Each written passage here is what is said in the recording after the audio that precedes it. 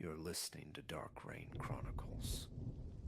The rain hides many things, but it also remembers. Secrets washed away, voices swallowed by the storm. These are the stories it brings back, and tonight, you will hear them.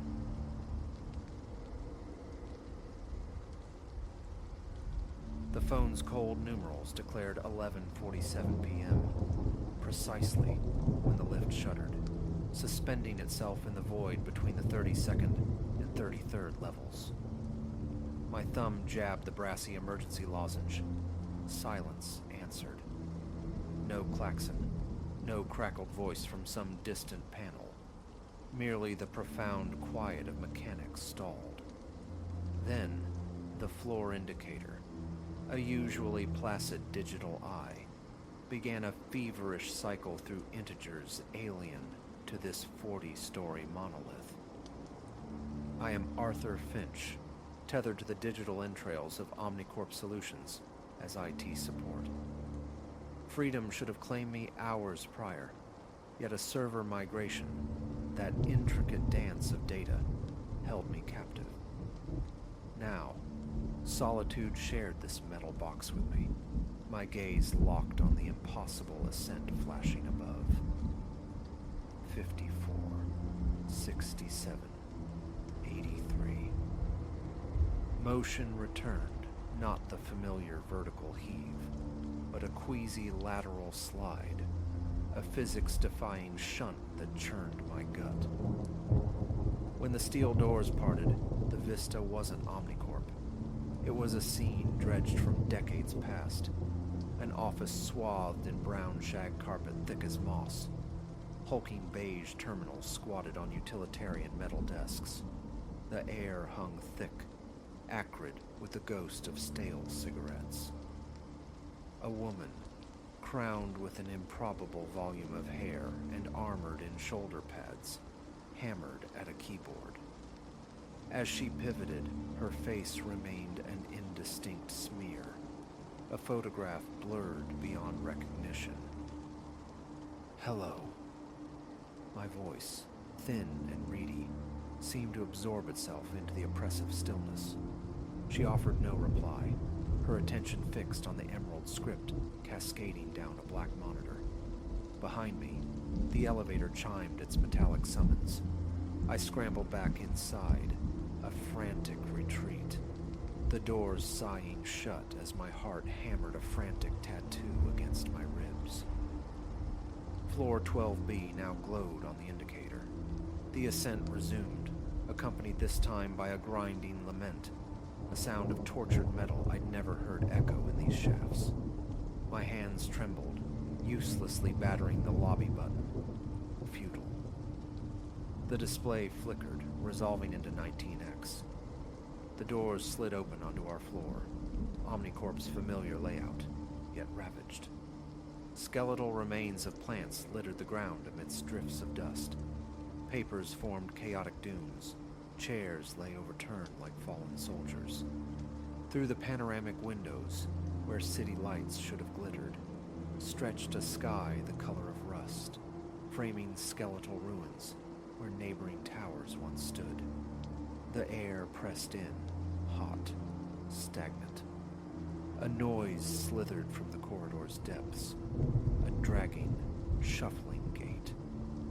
I slammed the closed door button, the impact stinging my finger. The doors met just as a figure shambled into view, vaguely humanoid, but bent into shapes anatomy never intended. Breath tore through my lungs in ragged bursts. Sweat traced cold paths down my spine. Again, the lift moved. Symbols I couldn't decipher pulsed on the display. The next revelation, our office, a glimpse through the lens of last week. There I sat, Arthur Finch at his desk, submerged in the late-night glow of the monitor. This other me, oblivious, never looked up as I choked out a greeting. I watched him check his phone, that precise moment, issue a weary sigh, begin the ritual of packing. the night before the migration began. I stepped out, fully into the apparition. "Hey!" I yelled, the sound swallowed by the mundane office hum. My counterpart strode past, heading for the elevators, his shoulder brushing mine. Reality tilted violently. A spike of pure agony lanced through my skull. Nausea surged as I stumbled back into the waiting lift. The other Arthur had vanished. Gloomed on the indicator. The doors revealed a cavernous space unknown to me. Endless rows of monolithic black cabinets receding into shadow, punctuated by the silent, urgent blink of crimson warning lights. The air vibrated, electric, raising the hairs on my arms. Before my eyes, the server racks began to soften, to melt, dripping like black candles onto the polished floor. I hammered the button, sealing the doors against the technological decay. My phone stubbornly displayed 11:47 p.m. Unchanged. A phantom minute stretched into eternity. I tried calling security. No signal bars graced the screen. It flickered once, twice, and died. Another halt. This time the doors opened onto the building's main lobby, submerged. Shoals of fish drifted past the security console.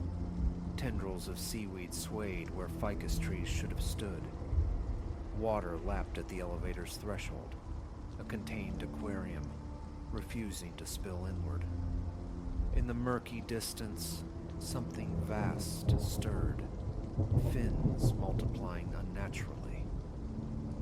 Floor after impossible floor unfurled. Omnicorp repurposed for global conflict. Sandbags piled against windows. Stark propaganda posters peeling from the walls. Omnicorp as a rampant conservatory. Great trees bursting through ceiling tiles. Vines strangling desks. Omnicorp as a sterile crime scene. Delineated by yellow tape and numbered evidence markers. Eerily devoid of personnel. My watch remained frozen at 11:47 p.m. The phone stayed stubbornly inert. I lost count of the impossible transits. The next stop presented our office, blessedly normal, achingly vacant. On my desk, a coffee cup, steam gently curling from its lip. My jacket draped over the chair back. My monitor displayed an error message, stark white on blue. Timeline divergence detected, attempting to reconcile. Hesitantly, I approached my workspace. The mug was mine, the familiar chip in the handle, a small anchor in this sea of wrongness. The coffee radiated warmth. On screen, the text morphed. Multiple instances detected, initiating emergency protocol. Simultaneously, the building's fire alarm erupted, a piercing shriek that clawed at my nerves. Crimson emergency strobes painted the room in frantic pulses. I spun, lunging for the elevator, but the doors had already sealed themselves. The indicator glowed a malevolent red. Error. My frantic jabs at the call button yielded nothing. From the stairwell door, heavy, rhythmic footsteps echoed. The handle began to rotate. A chime. The elevator doors slid open. I threw myself inside as something immense and shadowed poured into the office, its movement jerky, unnatural, like frames missing from a film reel. The lift plummeted, a sickening drop far exceeding its normal velocity. The indicator dissolved into a frantic cascade of random numbers, symbols, hieroglyphs. My stomach vaulted into my throat. The cables shrieked their protest. And then the doors opened. I saw myself, Arthur Finch, weary from the server migration, stepping into this very elevator at 11:47 p.m., poised at the precipice of this nightmare. He hadn't noticed yet. The air thickened in my lungs, strangling the warning I tried to scream. He pressed lobby. For a sliver of a second, our eyes met across the impossible divide.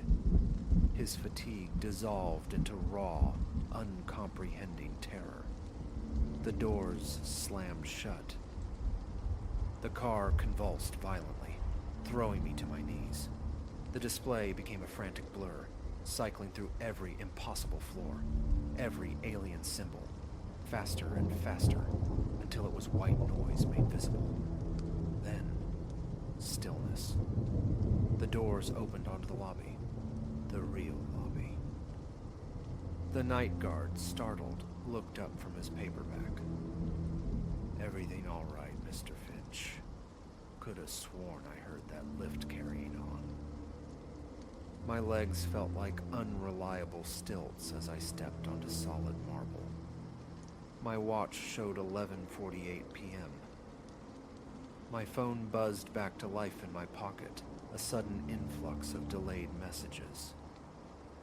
"Fine," I croaked, the word rough as gravel.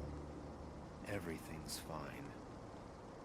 The walk through the parking garage was an exercise in forced normalcy, each shadow seeming deeper than it should. Driving home, my rearview mirror became an object of obsessive focus. Back in my apartment building, I shunned the elevator, taking the stairs. The following day, Omnicorp hummed along, oblivious. The server migration. Flawless, apparently. Yet sometimes working late, the distant groan of the elevator machinery snags my attention, that specific grinding pitch. And sometimes, fleetingly, I catch the floor indicator displaying numbers that have no business existing. I take the stairs now, all 27 flights. For the exercise, I tell curious colleagues. But last week, descending the concrete well, a glance through the stairwell window revealed, just for a heartbeat, that diseased red sky. And now, my phone, consulted late at night, occasionally insists it is 11:47 p.m., defying the actual hour. I'm searching for new employment, something low-rise, something firmly anchored to the ground floor, because I know what stirs at 11:47 p.m. in the high places. I know about the wrong floors, the impossible spaces nested between the real ones, thresholds opening onto vistas of what might be, or what should never be. And I know that somewhere, trapped in the perpetual motion of that aberrant lift, another Arthur Finch is still writing, still pressing buttons, still watching doors open onto madness, desperate to find his way back to the correct strand of time. Sometimes, in the deepest hours of the night, I wonder if the Arthur Finch who takes the stairs ever truly escaped it all.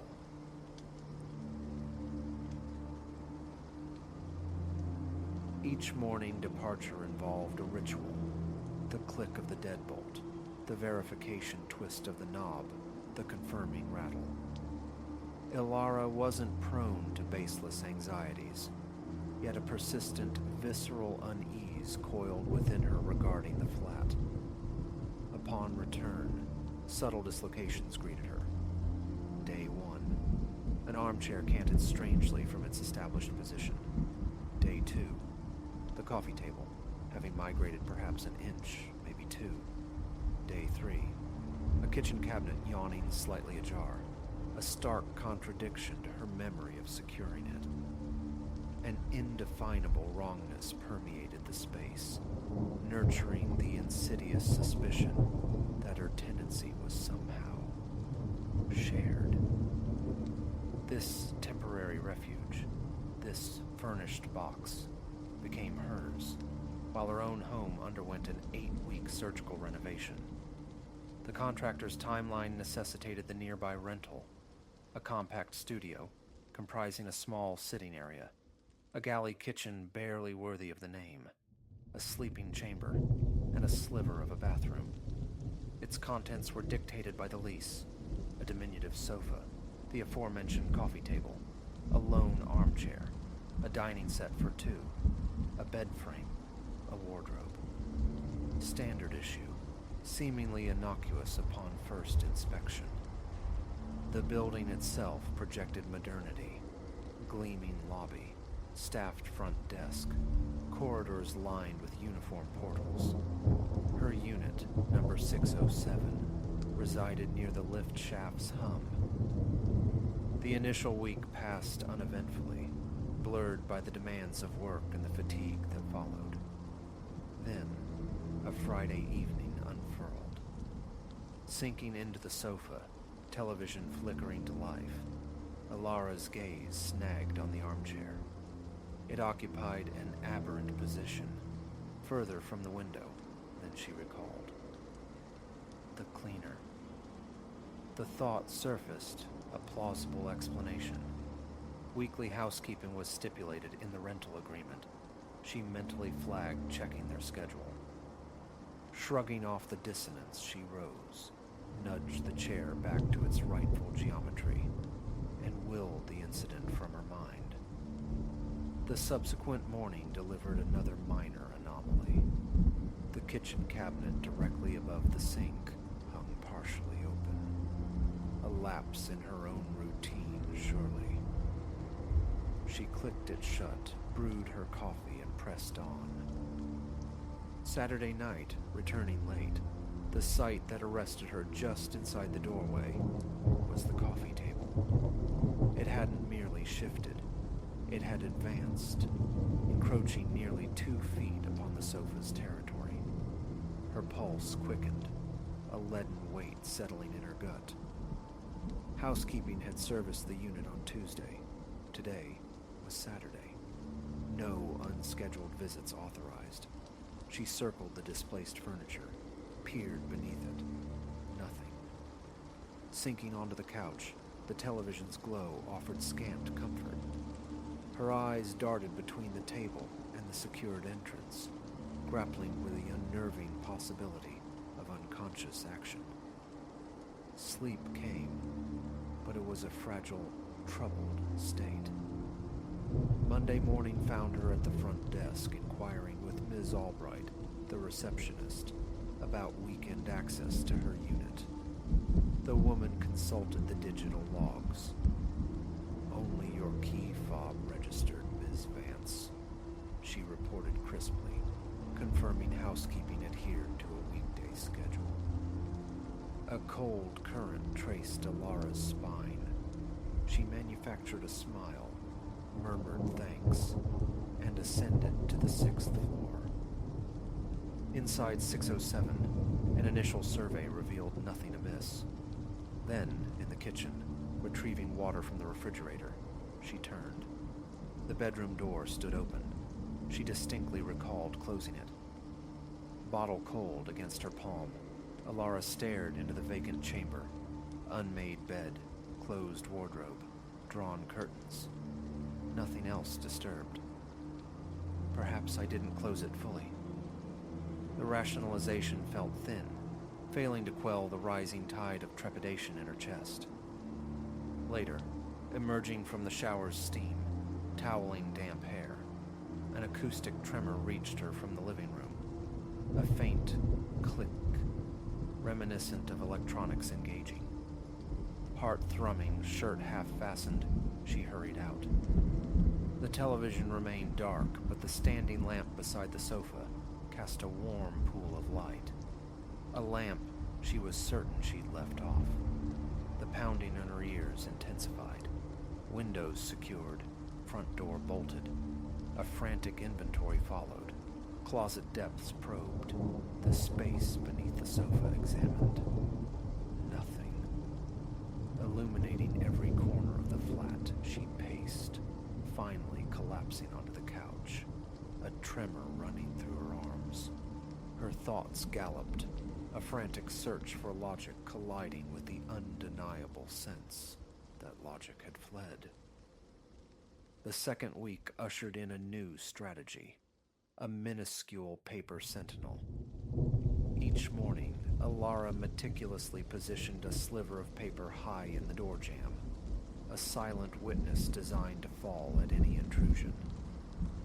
One evening, it lay upon the welcome mat. A call to Ms. Albright yielded familiar assurances. No key fob usage logged. The hallway camera, she explained patiently, surveyed only the lift lobby, offering no direct view of Alara's door. Perhaps it's simply dislodged, Ms. Albright suggested mildly. Plausible, yet Alara found herself theorizing about alternate ingress, a forgotten service hatch, an improbable connecting door. The flat, though revealing no obvious secrets, felt increasingly claustrophobic. Sleep offered little respite, plagued by visions of unseen movement, the chilling notion of a presence lingering even while she was home. Exhaustion became her unwelcome companion at work. One afternoon, impulse struck. Citing errands, Alara departed work at midday, arriving back at the building shortly after 12:30. The corridor stretched silent. Pressing her ear to the cool metal of 607, she detected nothing. She turned the key with deliberate slowness, easing the door inward. From the short passage leading towards the bedroom and bath, a distinct groan emanated, the sound of a closing door, hushed but unmistakable. Her throat constricted. She surged down the hallway. The bathroom door hung slightly ajar. Pushing it wide, she flicked on the light. Empty porcelain and tile stared back. The bedroom door, too, stood open. Alara burst in, gaze sweeping the wardrobe, tugging drawers. Vacancy echoed. A feverish heat bloomed in her temples. No forced entry, yet the sound lingered in her auditory memory. Old hinges. She reasoned desperately, even as the floor seemed to tilt beneath her, the edge of reality blurring. That evening, Alara returned bearing a small folding chair borrowed from the office. She positioned it in the internal hallway, facing the bathroom, a sentinel in the encroaching darkness. Phone clutched, she waited. Midnight passed, drowsiness weighing heavy. Around 1, a soft, resonant impact sounded from the living area, furniture disturbed. She snapped awake, launching herself towards the sound, phone beam slicing the dark. Silence greeted her. The sofa stood undisturbed, the table precisely placed, but the lamp glowed again. Her skin prickled with cold awareness. Turning back towards the hallway, she saw it. The bedroom door, previously wide open, was now partially closed. Adrenaline surged, her heart cannonading against her ribs. She thrust the door open, phone light frantically painting the interior. Still empty. Beads of sweat traced paths down her temples. Sleep became an impossibility that night. The third week crawled by under a pall of nervous exhaustion. At work, Alara found her focus fractured, compulsively reviewing documents, plagued by doubt. An attempt to capture evidence using her phone camera, strategically placed on a shelf, proved futile. The battery invariably expired before yielding anything conclusive. A dedicated security camera was financially out of reach, her resources already strained by the ongoing renovation costs. Thoughts of terminating the lease warred with the practical need for accommodation and a stubborn, almost defiant desire for resolution. Fleeing felt like surrender, leaving the enigma unsolved, the unseen tormentor victorious. She needed to know, was this phantom real, or a figment of her unraveling mind? One afternoon, waiting for the lift, Alara heard it distinctly. Movement from within 607. Footfalls, muffled but undeniable. Heart leaping, she fumbled with her key, desperate for stealth, praying to catch whoever trespassed. The lock yielded. She thrust the door inward. Simultaneously, a faint squeak echoed from the bedroom area. Alara sprinted towards the sound. The bedroom door was closed. She seized the handle, wrenching it open. Emptiness mocked her. Wardrobe flung wide, drawers pulled out, the space beneath the bed scrutinized. Nothing. Her hands trembled violently, a physical ache blooming in her chest from the relentless tautness. Returning to the living area, she registered it almost incidentally. The armchair had pivoted again, now facing the sofa directly. Later, she stood before Ms. Albright once more, voice tight with strain, detailing the migrating furniture. "Is there any possibility?" Alara pressed. A former occupant retained a key. Ms. Albright's professional calm remained intact. "Impossible, Ms. Vance. Locks are always changed between tenancies. Our logs show no access." The receptionist's unwavering stance left Alara with an acrid sensation. Disbelief, perhaps, or simply helplessness. She retreated, enveloped in a profound sense of isolation. That evening demanded a different approach, irrefutable evidence.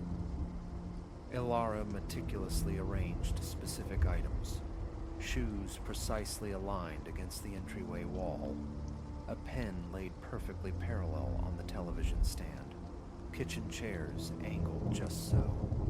She documented the arrangement with her phone camera. Then she departed, seeking refuge in a nearby bar for 2 hours, nursing a drink she barely tasted. Upon return, she compared the current state with the photographic record.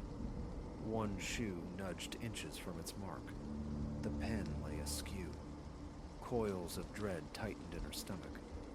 She swept through the flat again, this time calling out to the stillness, "Whoever you are, I know you're here." Only the echo answered, amplifying the silence.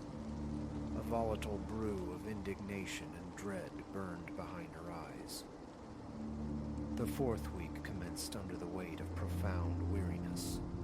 Her manager, noting her pallor, insisted she take a day for recuperation. Alara spent it within the confines of 607, refusing to leave, a prisoner in her temporary home. The day remained quiet until late afternoon. Standing at the bathroom sink, door deliberately left ajar, she heard it, a soft, mechanical click, originating near the bedroom. Glancing towards the hallway, she saw the bedroom door swinging gently shut. Water dripping from her hands, she dashed towards it, flung it open, and plunged inside. Empty. Again. The wardrobe stood closed. She approached it slowly, hand hovering over the handle, heart pounding a frantic rhythm. With a sudden motion, she pulled it open. Nothing but hanging clothes and shadows. She meticulously checked behind them, then pulled out the shallow dresser drawers, confirming their impossibility as hiding spots. Sweat slicked her skin. Her breathing came in ragged gasps. She felt utterly ensnared in a perverse game of hide-and-seek with an invisible opponent. The remainder of the day dissolved into restless traversing, ceaseless checks behind doors, under furniture, verifying window locks. Night fell. Alara dragged a dining chair to the bedroom door, wedging its back firmly beneath the handle. She secured the window latch, plugged in her phone, and lay down, courting sleep that felt leagues away. Every creak of the building was magnified, every shadow imbued with menace. Sometime near 3 a.m., oblivion began to claim her, only to be shattered by a dull, resonant impact from beyond the door. She snapped awake, instantly alert, heart hammering painfully. The bedside lamp flared to life, illuminating the chair, still braced tight, the door securely closed. Alara slid from bed, crept to the door, pressed her ear against the wood. Faint, unmistakable footsteps whispered through the living room. Her breath caught, trapped in her throat. A paralyzing dilemma. Open the door and alert the intruder, guaranteeing their escape, or remain barricaded, tormented by their proximity. The stalemate couldn't hold. After moments thick with indecision, she cautiously pulled the chair away and eased the door open. Darkness. Silence. Flipping the main light switch revealed an empty living room, serene but for one detail. The coffee table had migrated once more. A mere inch, yet it screamed violation. A silent scream built within her. This wasn't fatigue, wasn't imagination. It was untenable. She had to escape. Dawn broke. Alara was at her own apartment's construction site, imploring the contractor, offering bonuses, desperate for an expedited finish. He promised to accelerate efforts, aiming for completion within the week. Back in 607, she began packing, a determined urgency driving her actions. The final nights were spent under the glare of electric lights, any faint nocturnal sounds deliberately ignored. Investigation felt futile. Escape was the only imperative. On departure morning, wrestling her suitcases towards the exit, she paused for a final, sweeping glance. The armchair listed towards the wall. A kitchen cabinet hung slightly open.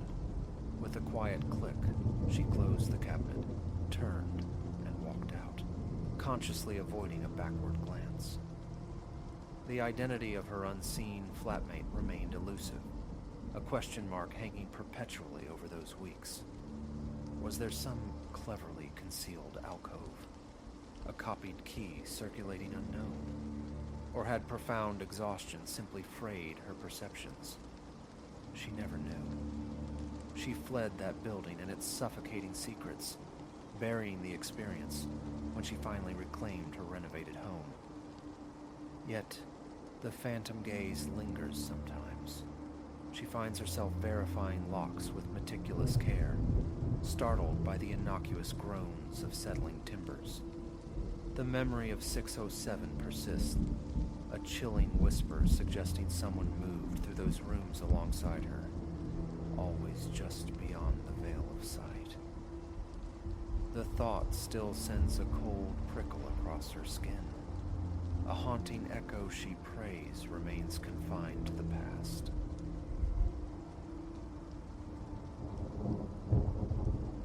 The luminescence of my monitor painted the deserted office. In spectral hues, deepening the shadows pooling around vacant workstations. As the final email dispatched into the digital ether, a fragile sense of completion settled over me. Freedom, finally. Home. And then, the sound. Incontrovertible. Unmistakable. The chime of the elevator arriving on our floor. Ice water seemed to replace the blood in my veins. I was definitively supposed to be the sole occupant this high up. My name is Alara Vance. I'm 28, a marketing strategist for Apex Solutions, and I'd been wrestling silicon and strategy deep into the night, polishing a vital pitch for a new acquisition. Solitary late nights were hardly novel, yet this particular darkness felt different. The profound quiet of the skyscraper, moments before a sanctuary, now pressed in, amplifying the elevator's soft arrival into a thunderclap. A glance at my watch confirmed the absurdity. 11:47 p.m. The custodial team had vanished hours prior. Security patrols were strictly hourly affairs. No legitimate reason existed for anyone ascending now. For a fleeting second, I contemplated calling out a tentative hello. But a deeper, more ancient impulse. A primal whisper from the brain's oldest corners screamed for silence, for concealment.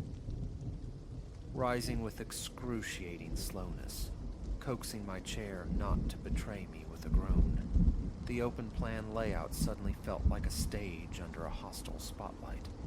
I needed shadow, a better angle. Soundlessly, I navigated towards the break room. Its unlit interior offered refuge and a direct line of sight to the elevator bank. I tucked myself behind the doorframe, peering through the narrow gap. With a gentle pneumatic sigh, the elevator doors slid apart. I held my breath captive, anticipating the emergence of a colleague, security, anyone explicable. But the illuminated car remained starkly vacant, a bright, empty rectangle carved into the dim corridor wall. A frown creased my brow. An accidental button push, perhaps.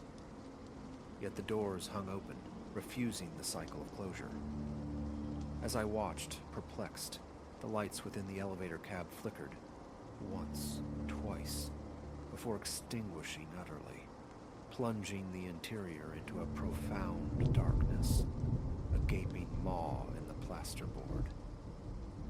A tremor traced its path down my spine. This was fundamentally wrong. Logic dictated retreat, the stairwell, the long descent, the street. But curiosity, that insidious, often fatal human flaw, anchored me to the spot. From the Stygian depths of the elevator, a figure emerged. The ambient office gloom rendered it a mere silhouette, yet its stature was immediately unsettling. Impossibly tall, its cranium grazing the ceiling frame. Its proportions felt nightmarishly skewed, arms like pendulums dangling far below where knees ought to be. The shape paused, motionless for a beat, as if calibrating itself to the new space. Then, with a sinuous movement that churned my stomach, its head rotated. No features were visible, yet an illogical, bone-deep certainty flooded me. It was looking directly at my hiding place.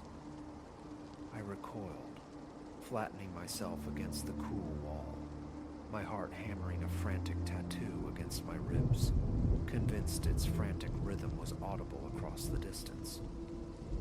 Shutting my eyes tight, I prayed with silent desperation for this to dissolve, to be a mirage born of caffeine and exhaustion.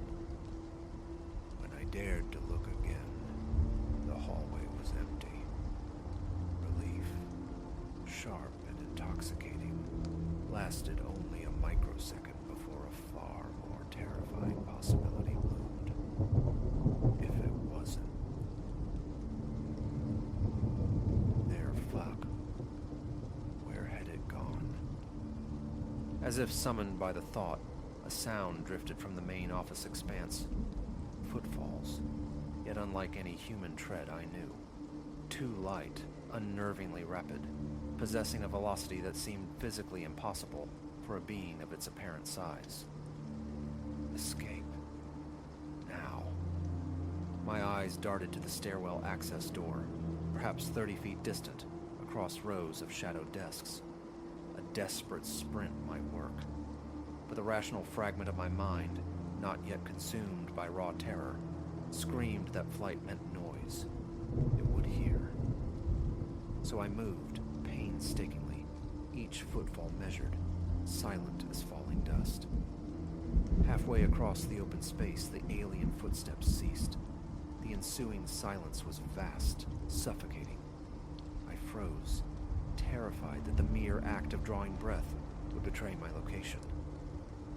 And then I heard it. A soft, sibilant intake of air. Close. Far too close. I turned my head, an agonizingly slow pivot, millimeter by millimeter, and saw it.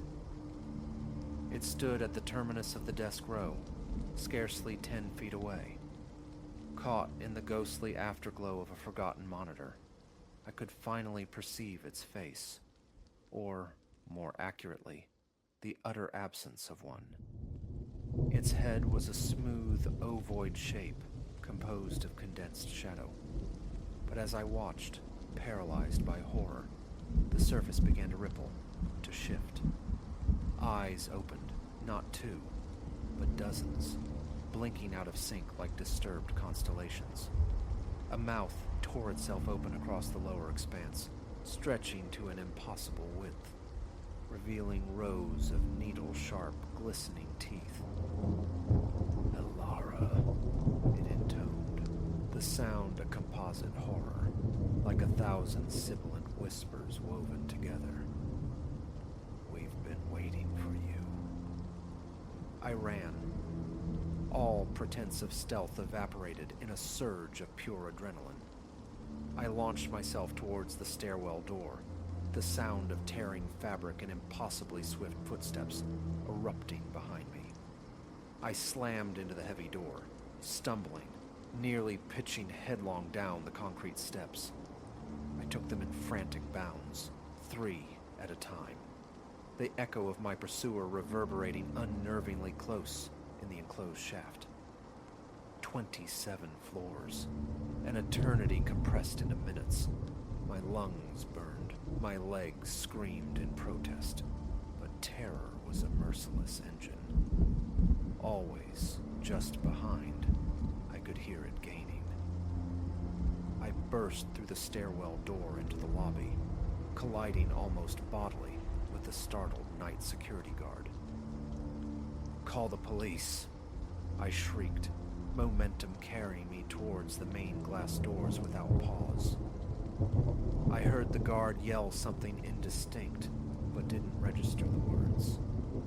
I fled out into the street, the cool night air a shocking slap against my overheated skin. Only after sprinting several blocks did I risk a backward glance. The street lay empty behind me. No sign of the thing from the elevator. I staggered to a halt, lungs heaving, mind a chaotic storm. What had happened? What was that entity? As my breathing began to steady, insidious doubt slithered in. Had I conjured it all? Some elaborate, stress-induced phantasm? My gaze lifted to the imposing structure of the Apex Solutions building, its upper reaches swallowed by the night sky.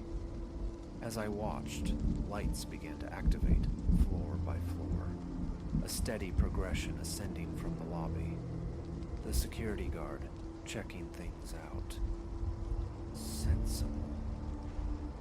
Then precisely as the light reached the 27th floor, my floor, every single light in the building winked out. Total darkness. For a long, suspended moment, nothing. Then, one by one, floor by floor, the lights began to reignite. But this time, they started from the top. I watched, transfixed by a fresh wave of horror, as the illumination descended like a malevolent countdown. 26th floor, 25th, 24th. Whatever resided up there was methodically working its way down. A car horn blared nearby, shattering my trance. I turned and ran again, directionless, propelled only by the imperative to put distance between myself and that building. As I fled, my phone vibrated violently in my pocket. With trembling fingers, I retrieved it. A text message glowed on the screen, sender unknown. "See you tomorrow, Elara. Don't be late." The phone nearly slipped from my grasp. How? How could it possess my number? Yet I knew, with a certainty that settled like lead in my gut, that I would return tomorrow, because whatever that thing was, it had claimed my workplace, and if I failed to appear, it might very well come searching. I ran through the sleeping city, questions spiraling without answers. What was that creature? Its purpose? Its desire? The most terrifying query. What did it want with Mies? One truth resonated with chilling clarity. My existence had irrevocably fractured. The comfortable, predictable reality I inhabited had been revealed as a thin veneer, beneath which monsters nested in elevators and shadows bore teeth. Finally reaching the sanctuary of my apartment building, fumbling with keys, a new, chilling thought surfaced. If this entity could infiltrate my office tower, could it manifest anywhere? Was any space truly secure? I bolted my door, checked the lock twice, then slid down against the cool wood, collapsing onto the floor. Sleep was an impossibility. All that remained was to endure the hours until dawn, and with it, the unavoidable return journey. Deep in my bones, I knew this was merely the overture. Whatever game this being played, I was now, irrevocably, a pawn. As the first tentative fingers of morning light probed through my blinds, I couldn't shake the sensation of being watched. Somewhere, lurking in the interstitial darkness between floors, something waited. And tomorrow, prepared or not, I would have to face it once more.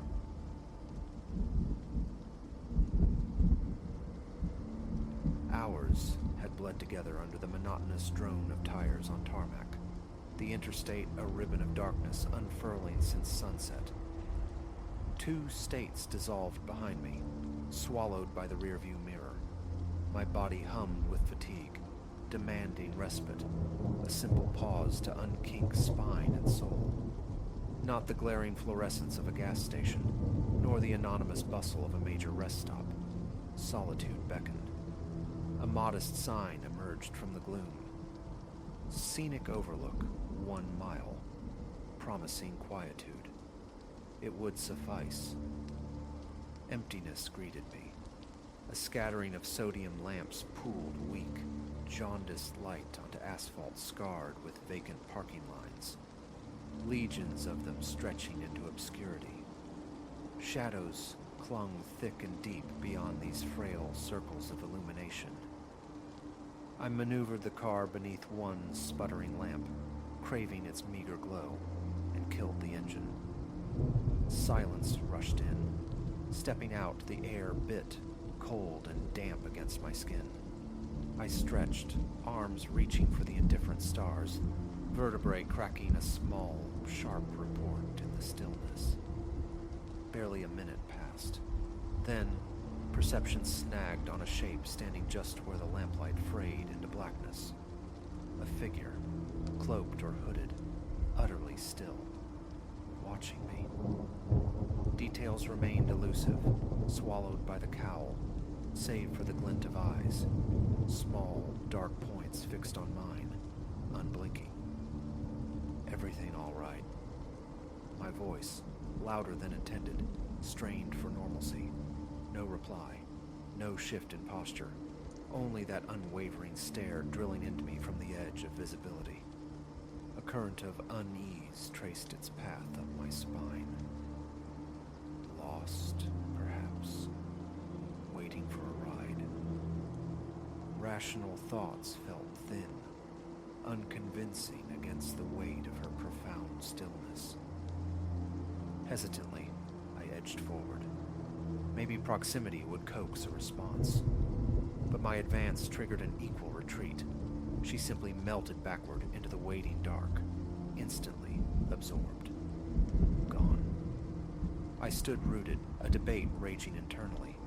Investigate or retreat. A primal instinct screamed caution. This place, this encounter, felt dissonant, fundamentally wrong. Minutes stretched taut. Enough. Time to leave. My hand reached for the cold metal of the door handle. That's when the sound breathed through the silence, thin as thread. Help me. I froze, fingers suspended inches from the handle. The plea, barely corporeal, had originated from the shadows that had consumed her. Turning, I strained my eyes against the oppressive blackness. Nothing.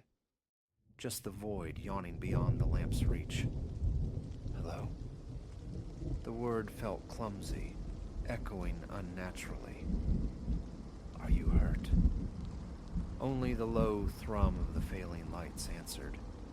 Indecision warred within me, the undeniable pull of that faint, desperate sound against the rising tide of dread. One step toward the darkness, then another. Is there something I can do? My voice was a hushed thing now, swallowed almost before it left my lips.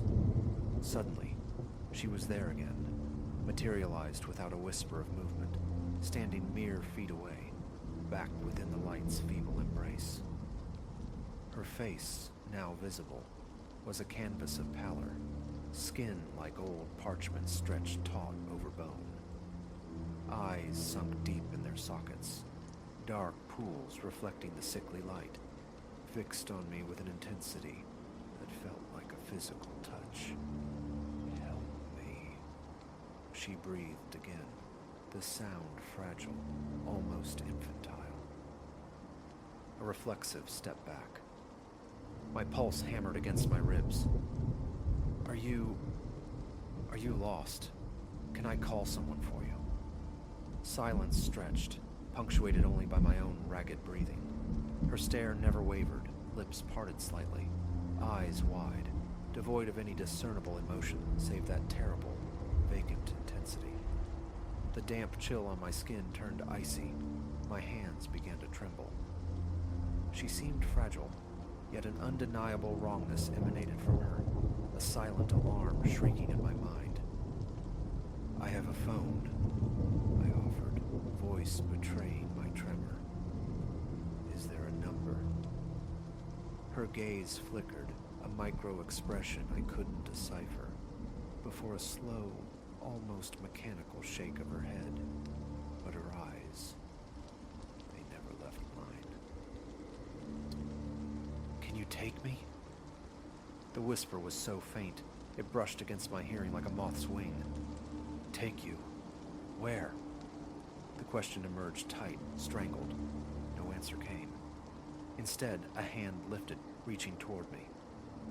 Fingers, pale and skeletal, trembled slightly in the air between us. Instinct recoiled. Another step back, my heart a frantic drum against my sternum. Every nerve ending screamed, "Run!" But I was transfixed, caught in the tractor beam of her gaze. She advanced a step, hand still outstretched, eyes boring into mine. A cold sweat beaded on my neck. My muscles locked, trapped between flight and a paralyzing fascination.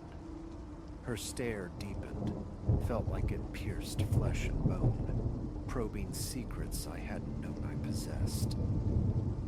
Then, abruptly, the tension snapped. Her hand fell limp to her side. Her gaze dropped to the ground. Shoulders slumped infinitesimally. She took one step back, then another, dissolving once more into the impenetrable shadows. Silence claimed the space. I stood gasping, heart slamming against my ribs, trying to process the sheer strangeness of it. Who was she? What did she want? The questions hammered uselessly against the overwhelming imperative. Leave. Now. I spun toward the car, hand shaking violently as it fumbled for the door. Just as my fingers closed around a handle, a touch landed on my shoulder. Icy, damp, impossibly real. My breath hitched. My heart seized. "Don't leave," rasped a voice directly behind me, close enough to feel the phantom chill of breath on my neck. Whipping around, propelled by pure adrenaline, I found nothing. Only the deserted tarmac, the sickly pools of light, and the vast, consuming shadows stretching into the endless night. No hesitation remained. I lunged into the driver's seat, slammed the door, the click of the lock echoing unnaturally loud. Keys scraped, engine roared to life. Hands slick with sweat gripped the wheel. My eyes darted frantically across the empty lot, scanning the darkness, finding only emptiness. She was gone. Utterly. I threw the car into gear, tires squealing on the pavement as I fled the overlook. Eyes locked forward, refusing the urge to glance back. Miles devoured the highway before the trembling subsided, enough for me to pull into the harsh, bright safety of a chain gas station. Under the buzz of fluorescent lights, the encounter replayed, sharp and terrifying. I didn't know what I had encountered in that lonely darkness, what spectral need or ancient hunger resided there. I knew only one thing with absolute certainty, that Overlook, shrouded in its quiet dread, would remain forever unvisited in my future travels.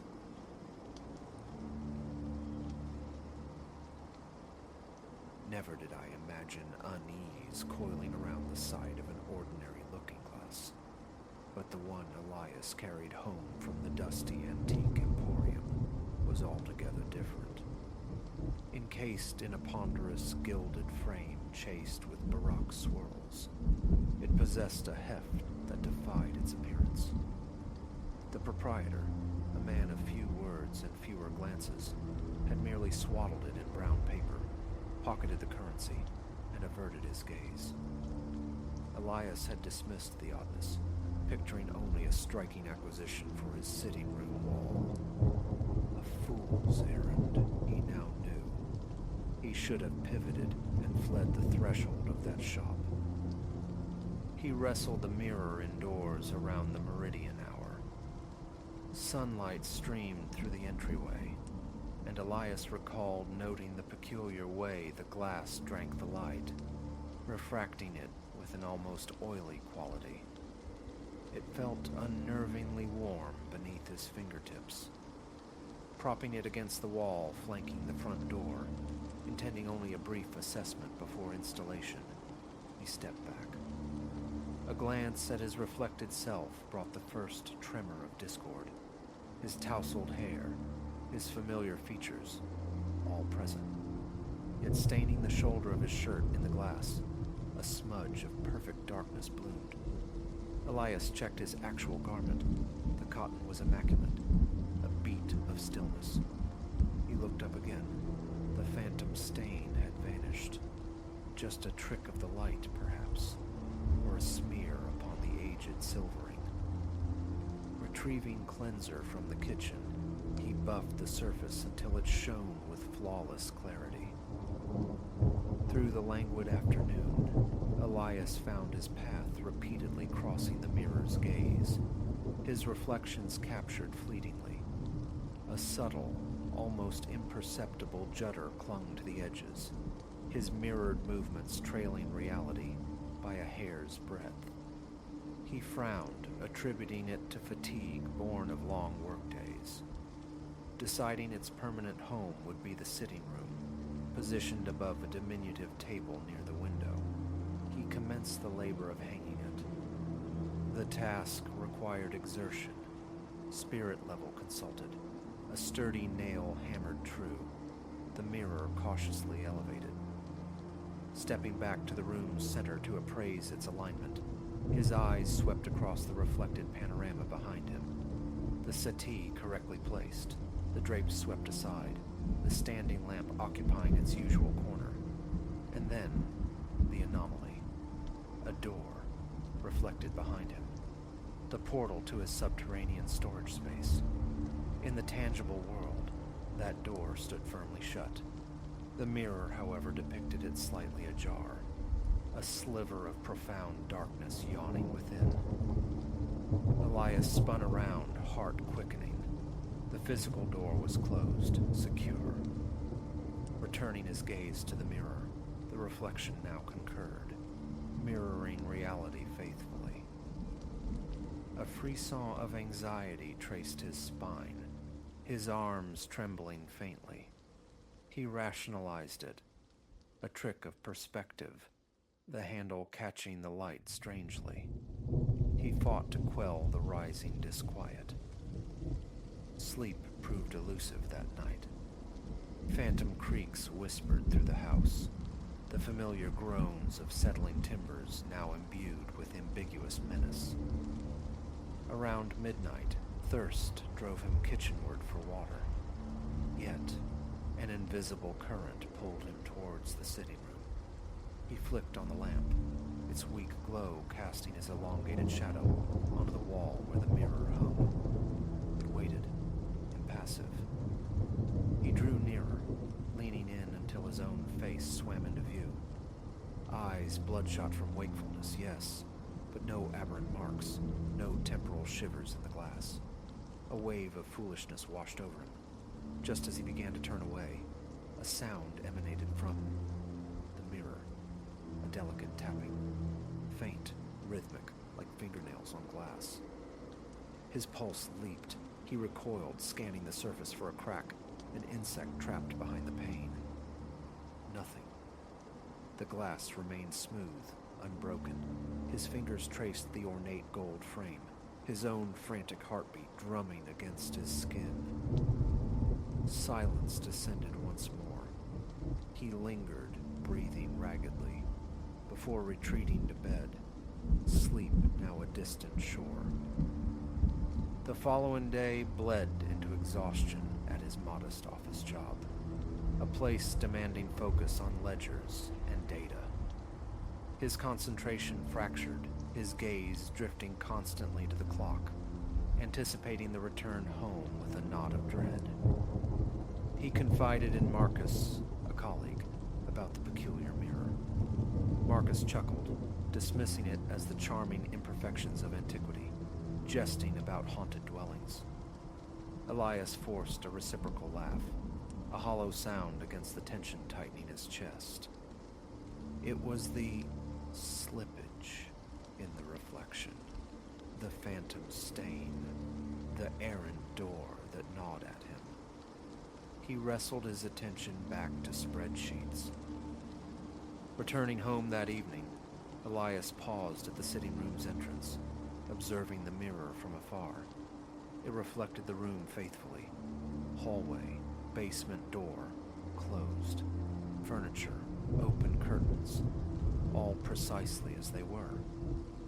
A measure of relief eased through him. He prepared a solitary meal, consumed it before the flickering television, then sought the cleansing ritual of a shower. Afterward, padding back into the sitting room to extinguish the lamp, he froze. The mirror offered a different scene.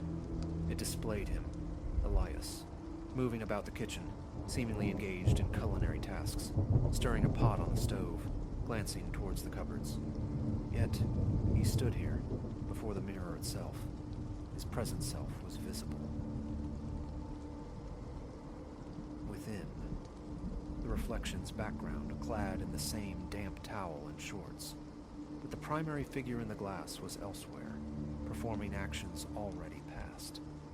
The vision endured but a second before snapping violently back to a mundane reflection of him standing by the lamp. He staggered back, colliding with the settee, his heart a frantic drum against his ribs.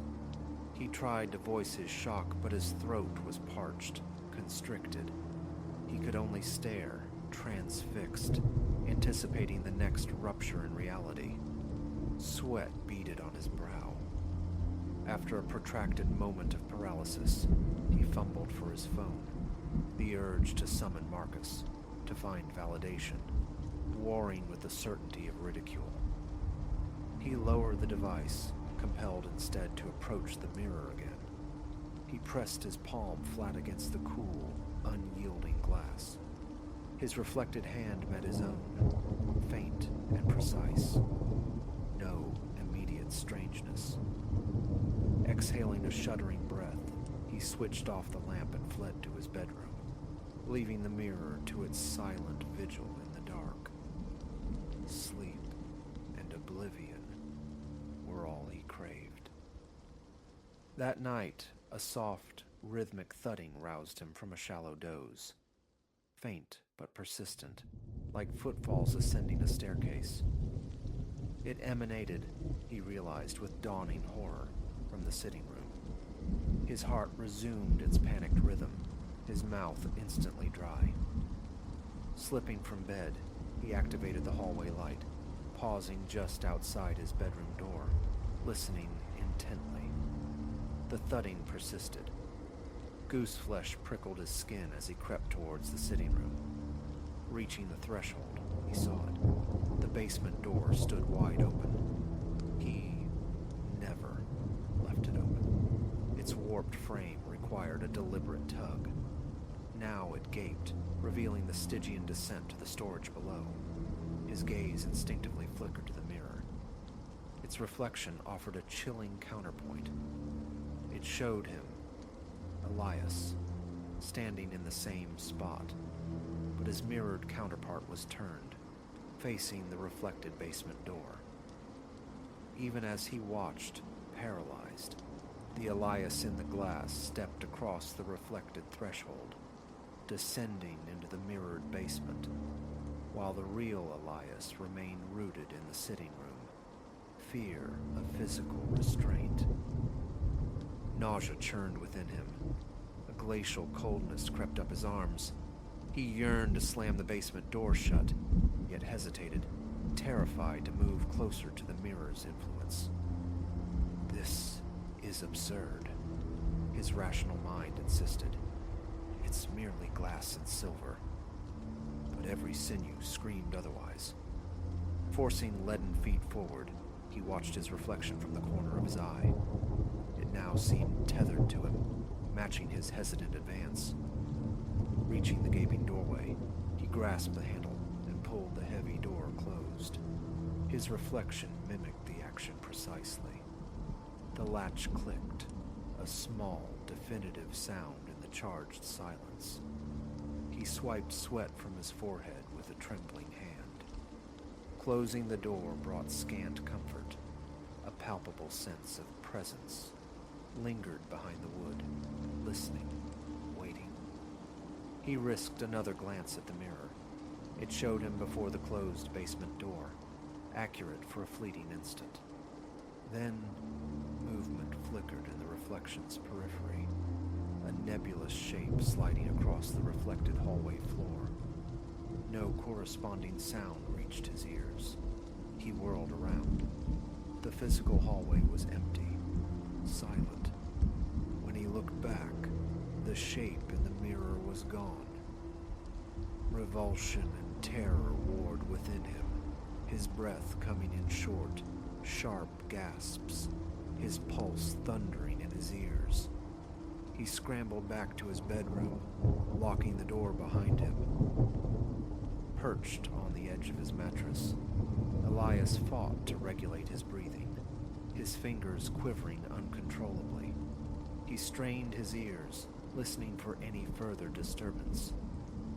Only the profound quiet of the house answered. Hours passed in vigilant wakefulness, his gaze fixed on the locked door. Eventually, exhaustion claimed him, dragging him into a fitful, unrestful state. Dawn arrived not as a relief, but as a grim imperative. The mirror had to go. He dressed with determined haste, marching into the sitting room, resolve hardening his features. He would wrench it from the wall, banish it to the garage, out of sight, out of his life. Yet, standing before it, his hand faltered inches from the ornate frame, and palpable cold radiated from the glass, not the ambient chill of the room, but something deeper, more invasive. His stomach clenched, fresh sweat prickled his skin.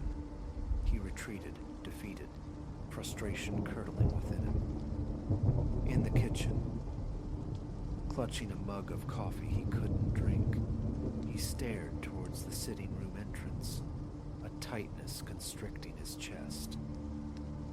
An hour crawled by before courage returned.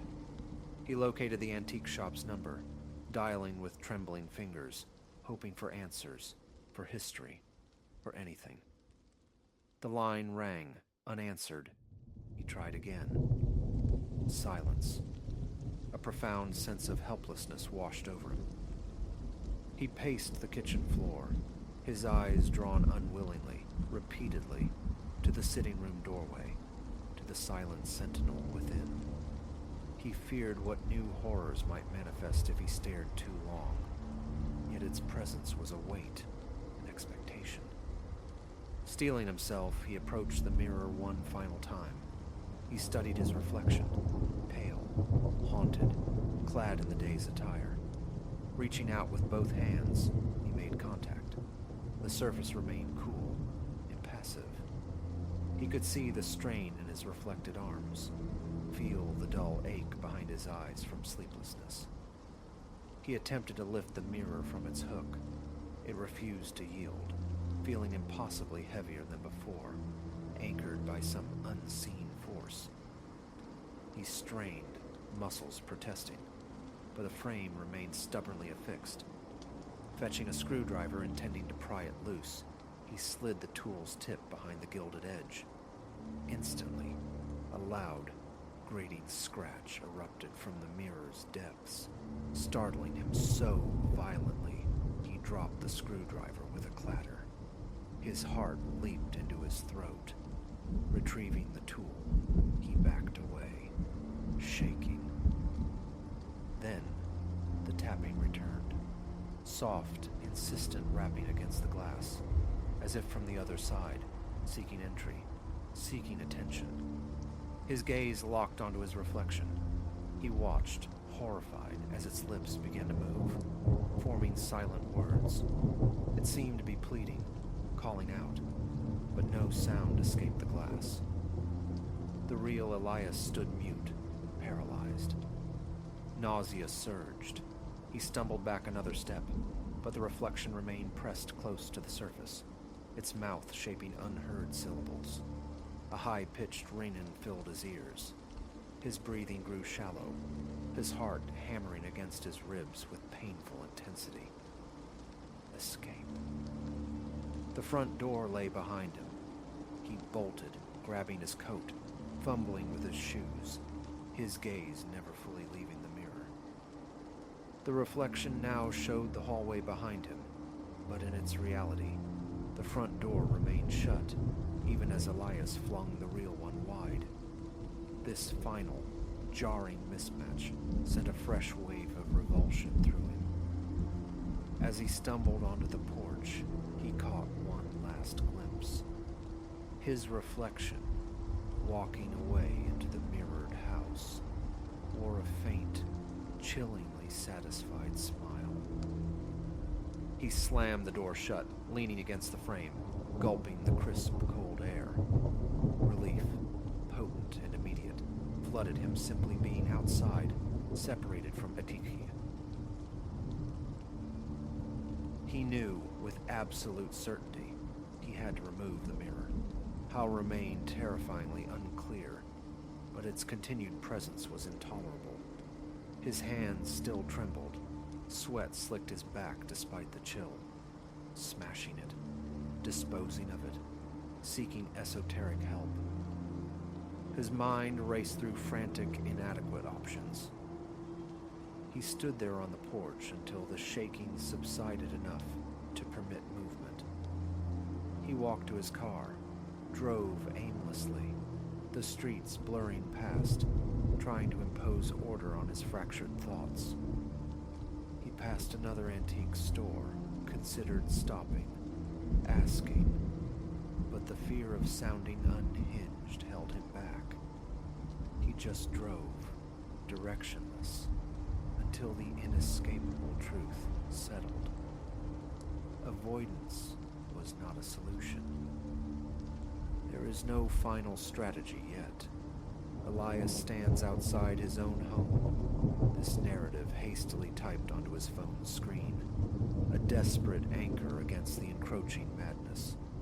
From the curb, he can see the sitting room window, The curtains hang partially open.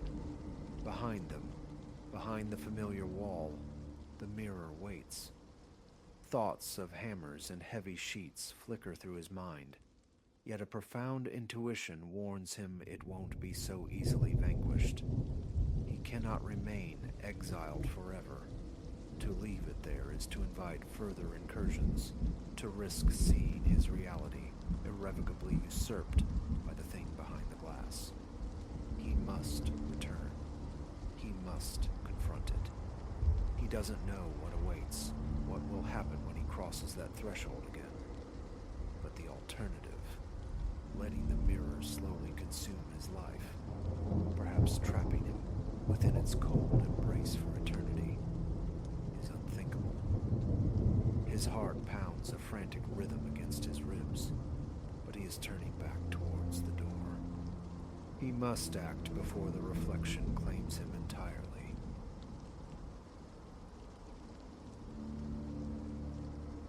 My flat, once a sanctuary of light amplified by strategically placed glass, had begun to breathe a disquiet I couldn't name.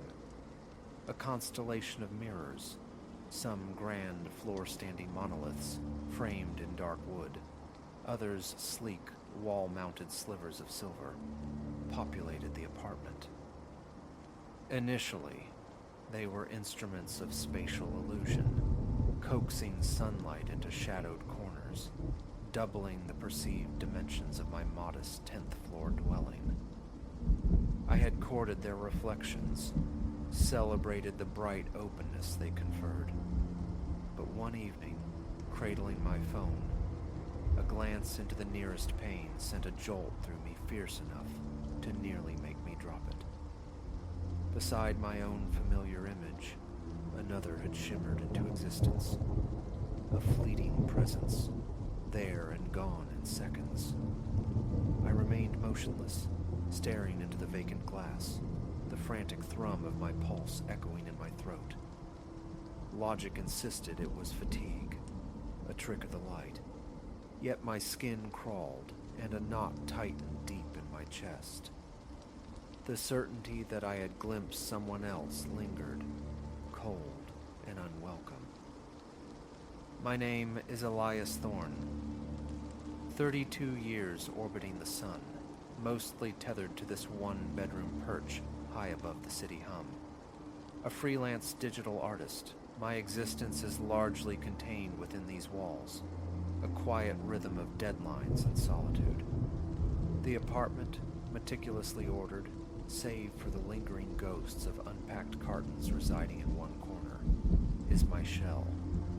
The main living space, a Spartan arrangement of sofa and screen, flanked by those ever-present looking glasses.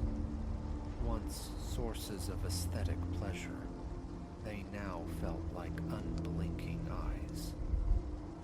It was during a nocturnal pilgrimage to the kitchen for water, the apartment steeped in low luminescence, that the first fissure appeared in reality. Within the vast plane of glass dominating the wall behind the sofa, my own form drifted, and beside it, impossibly, swam another. A phantom twin, an overexposed negative of myself, its features blurred save for eyes that held an unnatural, obsidian gleam. A heartbeat, two, then it dissolved like smoke. A cold fist clenched in my gut. My pulse hammered a frantic rhythm against my temples. I advanced, a tremor in my hand as I touched the cool frame. My heart's frantic beat resonated in my ears. Minutes stretched as I scanned every inch of the reflective surface. Nothing. Only my own visage stared back. Weary eyes, sleep-tousled hair, a map of worry etched onto my features. I flicked the overhead light on, flooding the room. Still just me. Alone. A sudden, violent urge to tear the mirror from its moorings seized me, warring with a sense of profound absurdity. Shadows, I told myself. Exhaustion playing tricks. I extinguished the light, rubbed my temples. retreated to bed, the tension coiling in my muscles. Morning brought no relief, only a bone-deep weariness. The memory of the spectral reflection clung persistently. I conducted a thorough examination of the mirror. The heavy frame was secure, the glass flawless. Windows remained sealed against any stray breeze that might warp the image. In the clarity of daylight, it was utterly mundane. I circled it, shifted my position, peered from oblique angles, seeing only the expected solitary reflection. I even pressed my palm flat against the surface, half expecting some textural anomaly. It remained cool, smooth, impassive. Work beckoned. A looming deadline for a client's digital imagery demanded focus. Yet, concentration proved elusive. My fingers stumbled on the keyboard. My gaze kept drifting left, snagging on the small mirrored panel affixed near my desk. Previously unnoticed, it now pulsed with latent menace. Peripheral glances became compulsive, anticipating a reappearance. Hours crawled by uneventfully. By the time the project was dispatched, a sliver of doubt had crept in. Perhaps it had been nothing more than a waking dream, a vivid hallucination born of stress. That evening, performing the ritual of brushing my teeth before the mirror mounted on my closet door, it happened again. I spat, rinsed, and looked up. For one heart-stopping instant, it stood directly behind my left shoulder. Fainter this time, yet unmistakable, the dark luminescence in its eyes fixing me. My mouth went dry, my hand spasmed, toothbrush clattering into the basin. I spun around. Emptiness greeted me. Slowly, muscles rigid from nape to spine, I turned back. The reflection was mine alone once more, but my chest heaved, breath catching in my throat. I stood there for what felt like an age, holding my breath, flicking the light switch on and off, scrutinizing every angle, nothing more. In the ensuing days, the sightings multiplied, migrating from one reflective surface to another. Ephemeral at first, caught in the corner of my eye, then growing bolder, appearing front and center. Each visitation seemed to bring it marginally closer, its form sharpening, solidifying. I glimpsed it in the bathroom mirror while washing my hands, in the narrow glass by the entryway, as I reached for my jacket. The eyes were the most disturbing element. My eyes, yet possessed by a predatory flicker, reminiscent of nocturnal animals, but imbued with a chilling hostility that seemed directed solely at me. A leaden weight settled in my stomach with each encounter. My throat constricted, often punctuated by a muttered curse. Driven by a mounting dread, I began shrouding the larger mirrors in old bed linens, clumsy attempts to blind the multiplying eyes. The act felt absurd, a descent into paranoia, yet the relief was palpable, if fleeting. When Leo, a friend whose voice usually anchored me, called, the words caught in my throat. How to articulate this haunting that my own reflections were breeding? I mumbled excuses about workload and feeling unwell, deflecting his offer to visit, sealing myself further within my mirrored prison. Avoidance became my strategy. I navigated the apartment with averted eyes, bathing rooms in perpetual electric glare. Sleep offered little respite. A bedside lamp cast long shadows, and peripheral flickers in the darkened television screen, or the closet door mirror jolted me awake, heart pounding, skin slick with cold sweat. The sensation of being observed became a constant pressure behind my eyes, a prickling awareness on my skin. Late one night, cocooned on the sofa, seeking oblivion in the flickering inanity of late-night television, a tremor of wrongness prickled the back of my neck. Across the room, nestled behind the silent TV, hung a narrow vertical mirror. I'd forgotten to cover that one. I felt, rather than saw, the shift within its depths. A stillness descended. I muted the sound, the silence amplifying my own ragged breath. Slowly, I turned my head. My reflection gazed back, profile sharp against the dim room. But beside it, facing me directly, stood the other. Its duplicate features were mine, yet subtly warped, the eyes narrowed, obsidian dark. Then, it moved. While I remained frozen, paralyzed, its reflected form detached itself from my stillness, taking a deliberate, gliding step towards the surface of the glass. A strangled gasp tore from my throat. I scrambled backward, tumbling from the sofa in a tangle of limbs, the remote skittering across the floor. When I dared to look again, the mirror held only my own panicked image, sprawled and gasping, sweat cooling rapidly on my face. Sleep was an impossibility. I retreated to a corner, bathing the room in harsh light, a prisoner besieged by phantom reflections. The urge to flee warred with a profound, isolating shame. Who would believe such a tale? Mirrors reflect, they do not create. The thought circled endlessly, a counterpoint to the visceral terror tightening my chest. Dawn found me cramped and unrested on the sofa. The day unfolded under a pall of hypervigilance.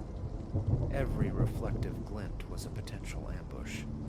My shoulders felt permanently knotted, my throat dry.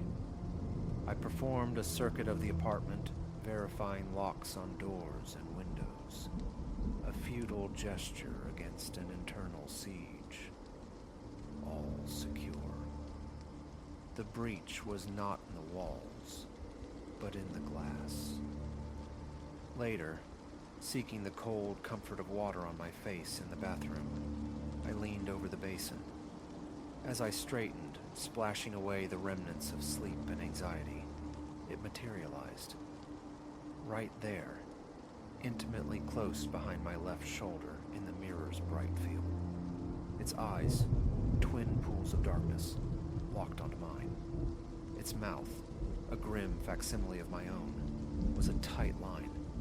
We stood frozen in that reflected tableau. Then, its mirrored arm lifted. Simultaneously, a whisper-like, impossibly cold touch grazed my actual shoulder. A raw cry escaped me as I spun, colliding with the vanity, the porcelain biting into my hip. Empty air. Only the frantic drumming of my own heart filled the small space. I slammed the door shut, leaning against it, breath coming in ragged bursts. Enough. This passive terror had to end. Retrieving a screwdriver from the forgotten toolbox near the entrance, I attacked the bedroom closet mirror. Nails shrieked in protest. Wood splintered, but the panel finally yielded. I hauled it, heavy and accusatory, into the living room, propping it against a wall. My hands trembled violently. One by one, I began dismantling the smaller mirrors, stacking them in the hallway like captured enemies. The physical exertion a strange counterpoint to the mental strain. Yet, a chilling certainty persisted. This wouldn't suffice. The entity manifested in surfaces I couldn't remove. The obsidian screen of the television, the windows reflecting the night. Glancing at the clock, 7 p.m. I felt the encroaching darkness like a physical weight. I switched on every light, banishing shadows, creating a stark, overlit stage. 9 o'clock.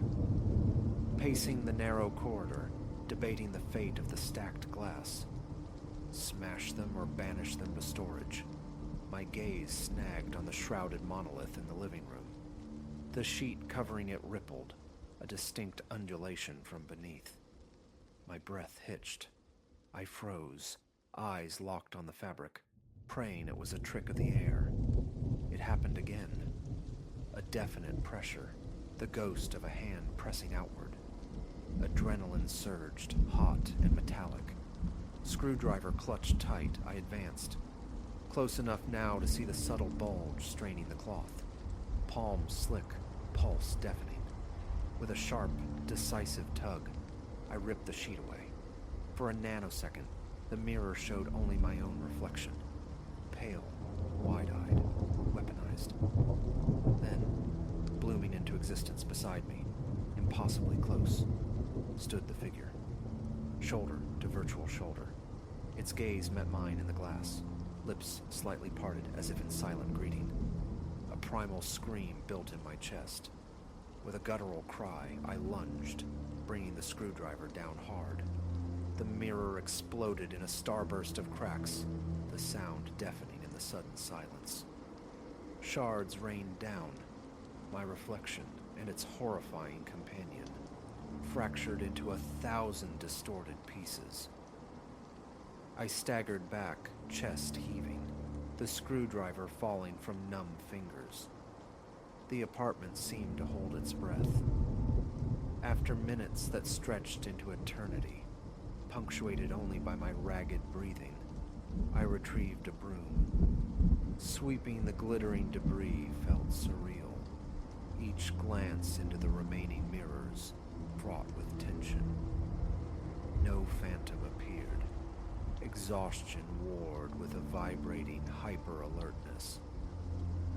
Hours have passed. I remain here, amidst the stacked glass and the glittering ruin of the largest mirror, now leaning face down against the wall. A tremor persists in my hands. A dull ache pulses behind my eyes. Did I banish it, or merely shatter its current vessel? The feeling of being watched lingers, a cold pressure between my shoulder blades.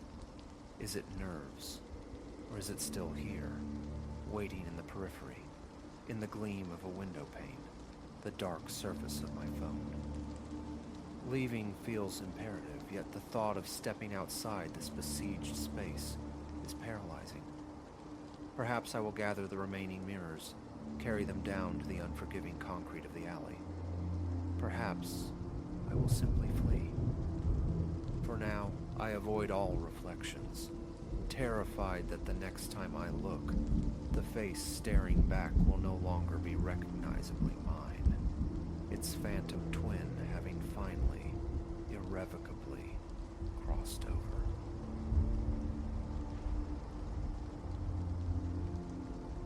The building lobby exhaled quietude when I entered, the late afternoon sun slanting through the tall windows, illuminating dust motes dancing in the stillness.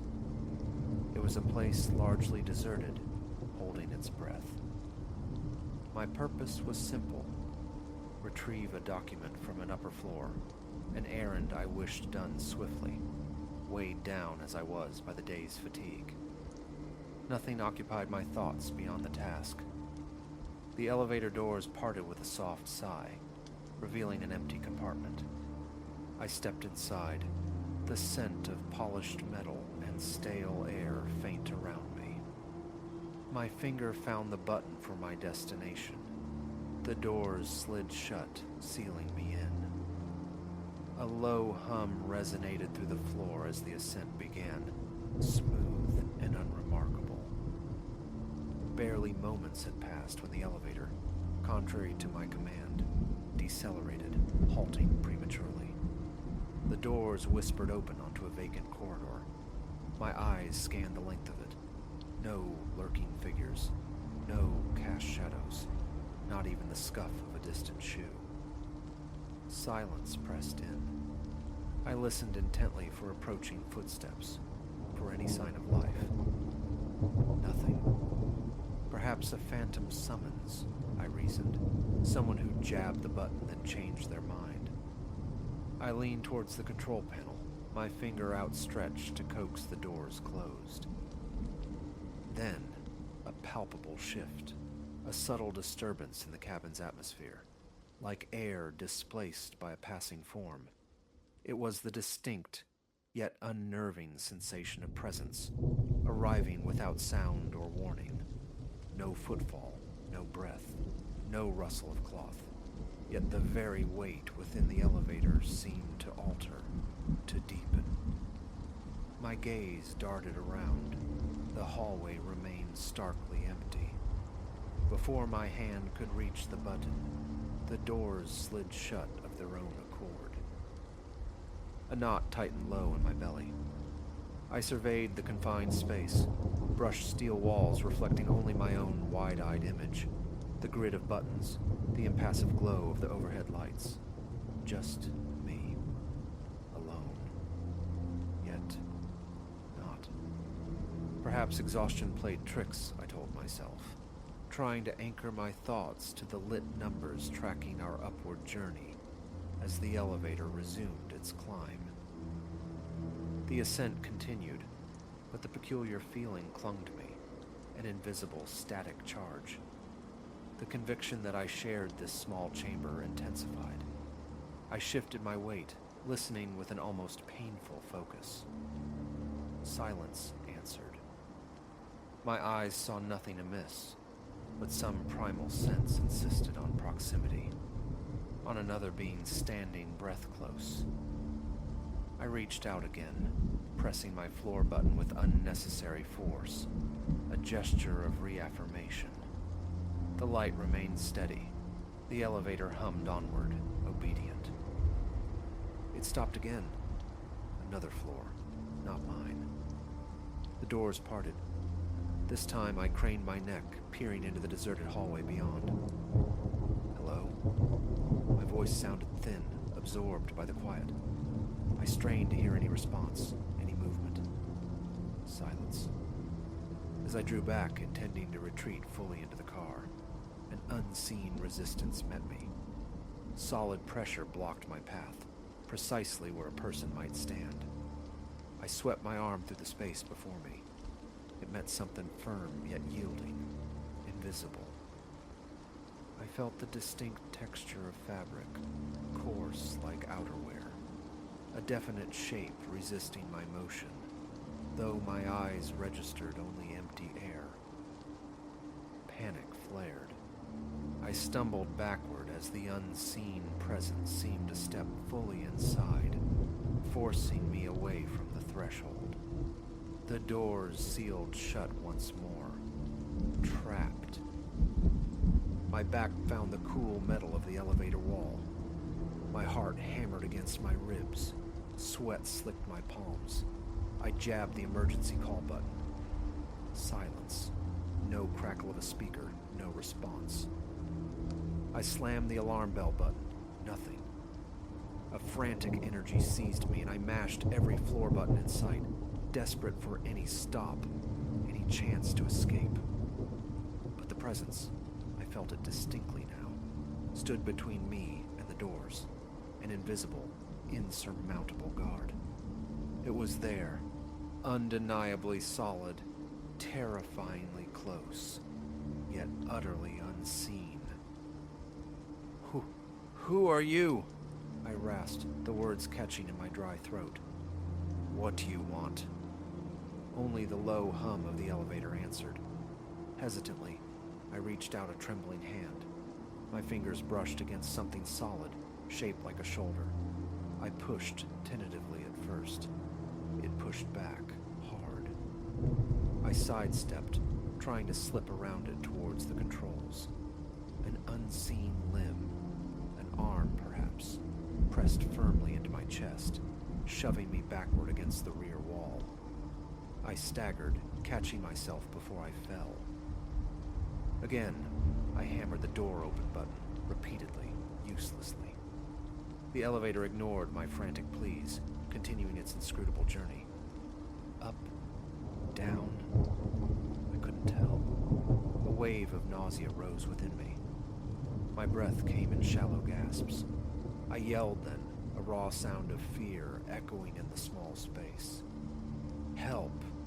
Somebody help me. No reply came from beyond the doors, and the presence beside me remained utterly silent. Frustration boiling over, I swung my fist wildly through the air where I sensed it stood.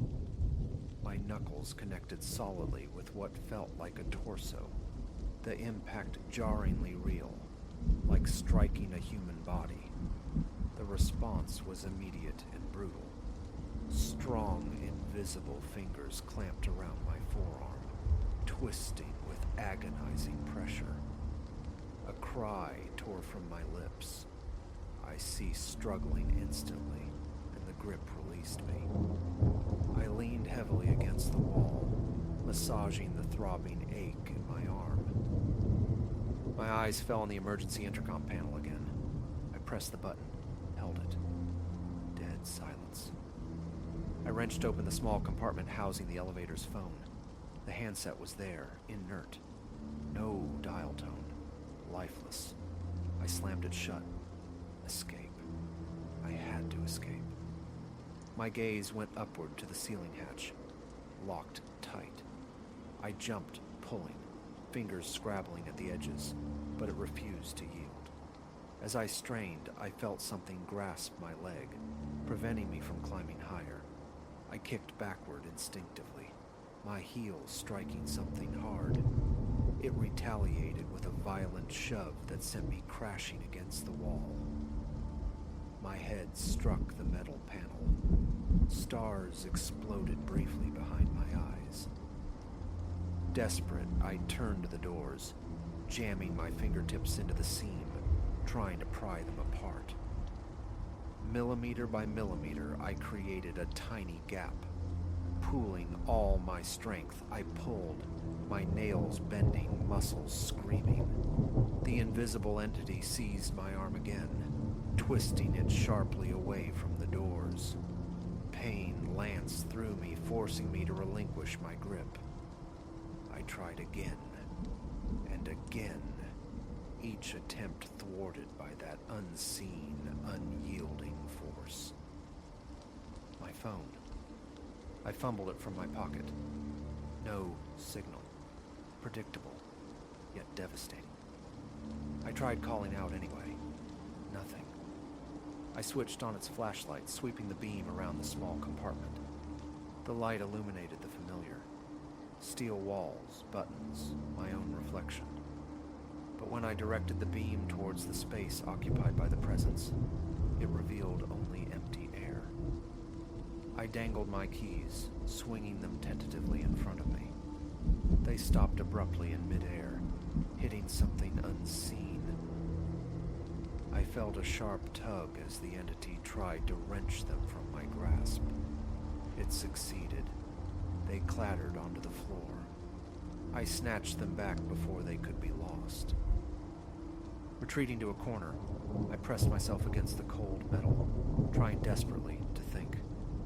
It was invisible, impervious to reason, silent. It responded only with physical force. Slowly, cautiously, I began to edge towards the doors again. The elevator glided to another stop. The doors opened, just a sliver, revealing a slice of hallway. My chance. I lunged, throwing my weight forward, aiming for the gap. The presence met my charge, slamming into me, blocking the way.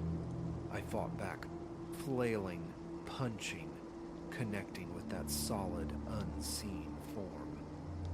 Bracing myself against the door frame, I pushed with every ounce of strength I possessed, shoulder and arm straining against the immense pressure holding me back. I squeezed one arm, then my head and shoulder, out into the hallway. Cool, blessedly normal air touched my face. Then came the pull. It grabbed my ankle, yanking me back. I kicked furiously, blindly. My shoe connected hard. The grip slackened for a precious instant. I surged forward, scraping my back raw against the metal edge of the door frame, not caring about the pain. Freedom was inches away. It seized the fabric of my shirt, pulling relentlessly. My fingers slipped on the hallway handrail I'd managed to grasp. A desperate thought surfaced. Surprise it. I momentarily relaxed my struggle, then threw myself forward again with explosive force, gaining precious inches. The sound of tearing fabric reached my ears. I ignored it, pulling, scrambling. My other shoulder cleared the opening. My waist was halfway through. It grabbed my leg again, a vice-like grip. I stomped downward, heel connecting solidly. It released me. With a final, desperate heave, I pulled the rest of my body through the narrow gap. I collapsed onto the hallway floor, skinning my knee on the tiles. Scrambling upright, I grabbed the nearby railing, hauling myself fully clear of the elevator shaft, just as the doors began to slide shut behind me. My heart thundered, breath sawing in my lungs. Silence emanated from the elevator car. I spun around, watching the doors close. Hesitantly, I reached out and pressed the hallway call button. The doors slid open smoothly, revealing a brightly lit, utterly empty elevator. Normal. Sterile. No trace of the invisible assailant. I stared into the vacant space, eyes searching fruitlessly. Nothing. I stepped back, hands trembling uncontrollably. I pressed the call button again. The doors closed, then reopened, perfectly functional. Still empty. I stood there for a long moment, gasping for air. The phantom sensations of being grabbed, pushed, held, still vivid on my skin. My wrist throbbed, my arm ached, my head pulsed with a dull pain. But I was out. The elevator held no further appeal. The document, the errand, forgotten, irrelevant. My eyes found the sign for the stairwell. I turned towards it, casting one last fearful glance over my shoulder. Nothing followed. I pushed open the heavy fire door, stepped into the concrete well, and began the long descent, each footstep echoing in the enclosed space. The memory of unseen hands, the pressure of a solid, silent body barring my way, clung to me like a shroud.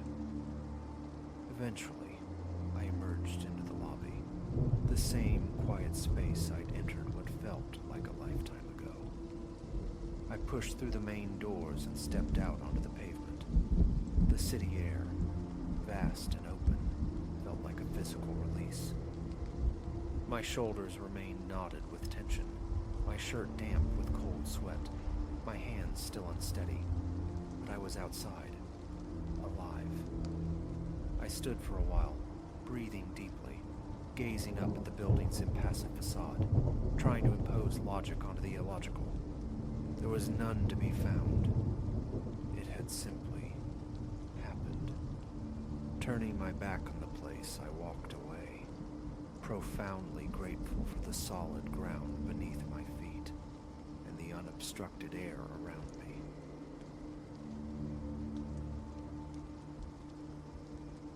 The memory ignites unbidden, a phantom heat behind my eyes. That first dawn after the fire spoke.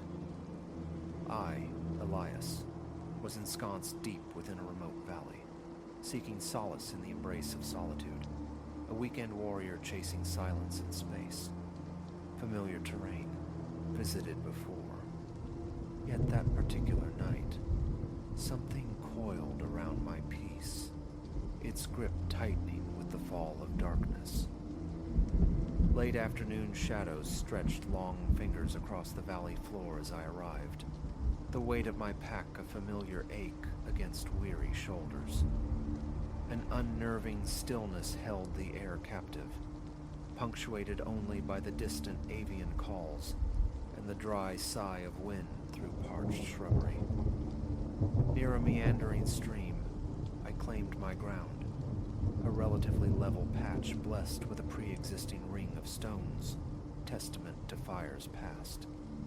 Gear deposited, the tent rose under my practiced hand, a 30-minute ritual of securing poles and driving stakes, a fragile bulwark against the unknown.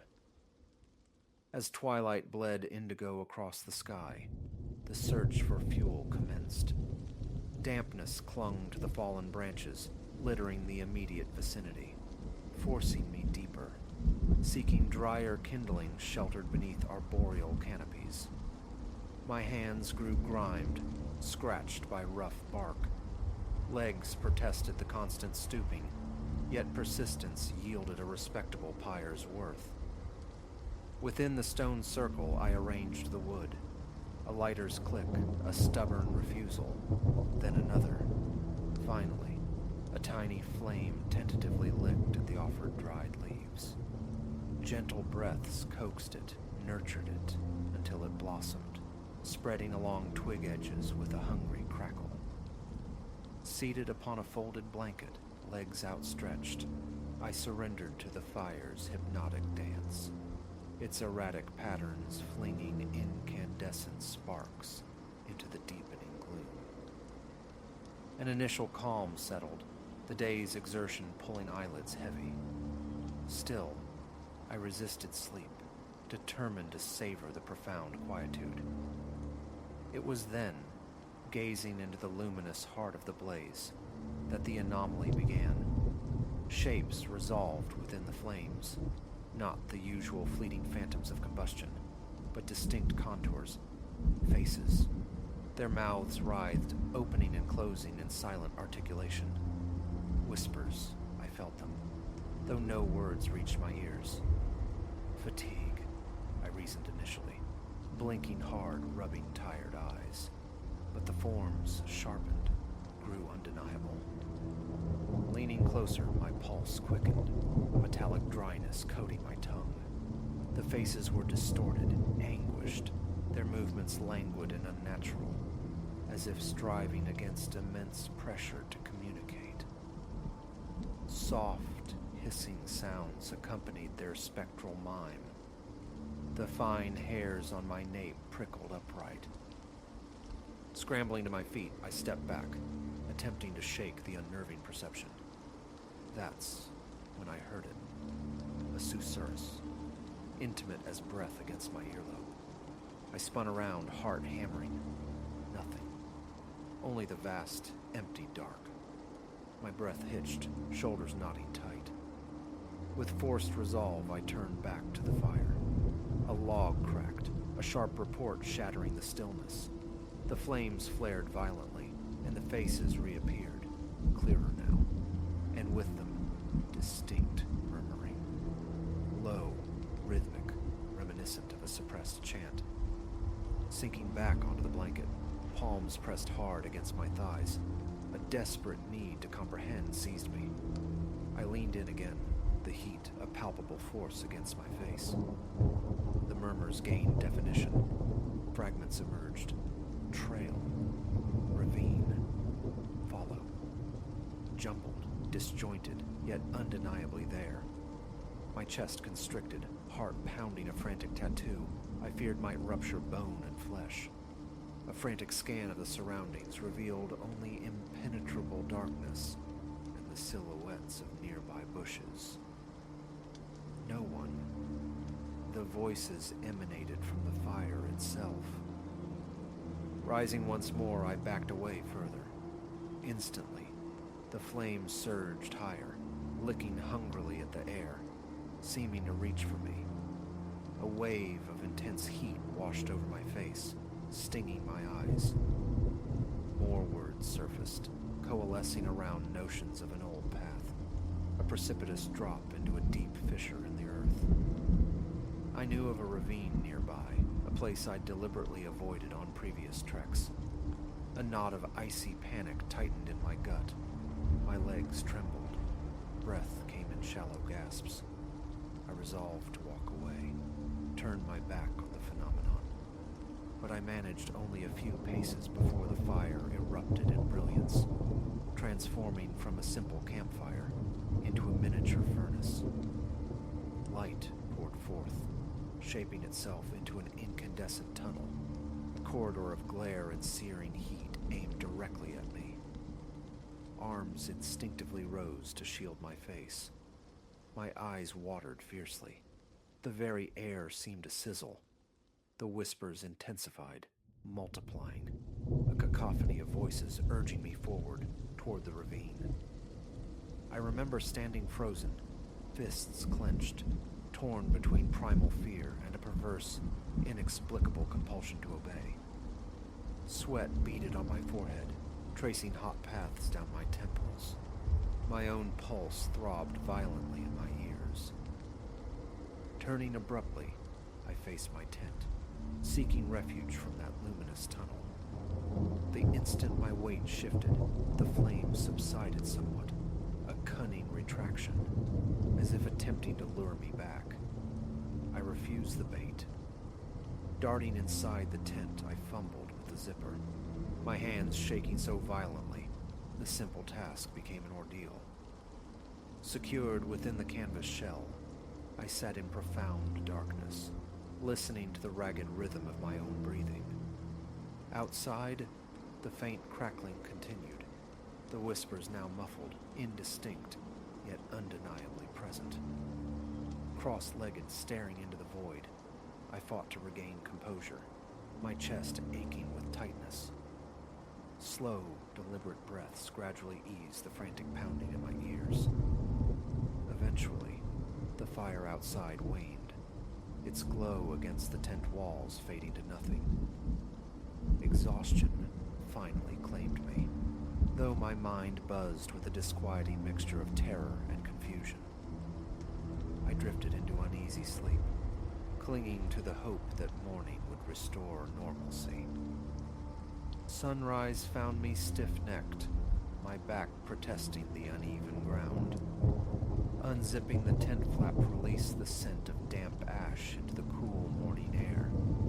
The fire pit was merely a collection of charcoal and charred sticks within its stone boundary, utterly mundane. The valley's familiar hush surrounded me. I tried to rationalize the night's events as fatigue-induced hallucinations, but approaching the pit sent a fresh chill down my spine. The patterns on the scorched charcoal seemed unnervingly deliberate, echoing the contorted shapes of the fire faces. Rubbing my arms against the lingering unease, I packed with frantic efficiency, desperate to vacate the spot. My palms were clammy, my gaze darted constantly toward the tree line, anticipating unseen eyes. Backpack slung, I began the trek back, each footfall resonating with a dull throb in my head. The trail was deserted. Home offered superficial comfort. Gear stowed, a long, hot shower sluiced away the trail grime, but not the internal residue. Muscles screamed their soreness, yet familiar walls provided a fragile sense of security. For days, I actively suppressed the memory, immersing myself in routine. Work, mindless television, a deliberate performance of normality. Then, a power outage plunged my apartment into darkness. I lit a candle. As the small flame stabilized, casting flickering shadows, I heard it. A low, insidious murmur. I froze, mouth instantly dry, gaze locked onto the tiny, wavering light. The whisper, though faint, possessed the same chilling cadence I'd heard in the valley. With a sharp intake of breath, I snuffed the flame, heart hammering. Darkness was preferable. My mind raced. Was I losing my grip? Yet, the sound had been utterly real. From that moment, fire became a conduit. Lighting a match, a gas burner, even flicking a lighter, each ignition summoned the voices. Always the same soft, insistent chanting. the same urging toward unknown destinations. References to trails surfaced, whispers of gorges, hollows hidden within the earth. Scattered words, yet possessed of an unnerving urgency. An aversion bloomed into a phobia. Cooking shifted to the electric stovetop. Cold meals became common.